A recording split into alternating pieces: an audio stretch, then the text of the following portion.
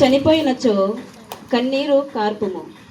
నీ సంతాపమును ఎరిగించుటకు గాను బోరున ఏడువుము. మృతదేహమును తగిన రీతిగా సిద్ధము చేసి సమాధి చేయుము. శోకముతో గుండెలు పగులునట్లుగా ఏడువుము. నియమిత కాలము వరకు విచారము వెలిబుచ్చుము. నీపై దుర్విమర్శలు రాకుండానట్లు 1-2 నాళ్ళు దుఃఖింపుము.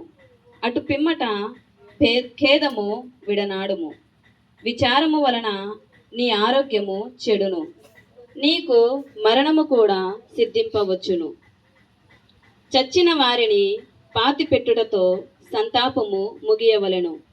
విచారము వలన మనసు పాడగును.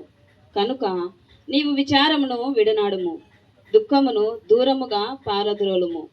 నీవును చనిపోవలసిన వాడవే అని గుర్తింపుము. చచ్చిన వారు తిరిగి రారని గ్రహింపుము. నీ దుఃఖము మృతునికి ఎట్టి మేలును చేయదు, నీకు మాత్రము కీడు చేయును. మృతునికి పట్టిన దుర్గతియే నీకును పట్టును. నేడు అతని వంతు, రేపు నీ వంతు. భూస్థాపనము ముగిసిన తర్వాత మృతుని గూర్చి తలపకము, అతడు పోయిన తర్వాత ఇక విచారింపకము. ఇది ఏలిన వారి వాకు. సర్వేశ్వరునికి వందనములు.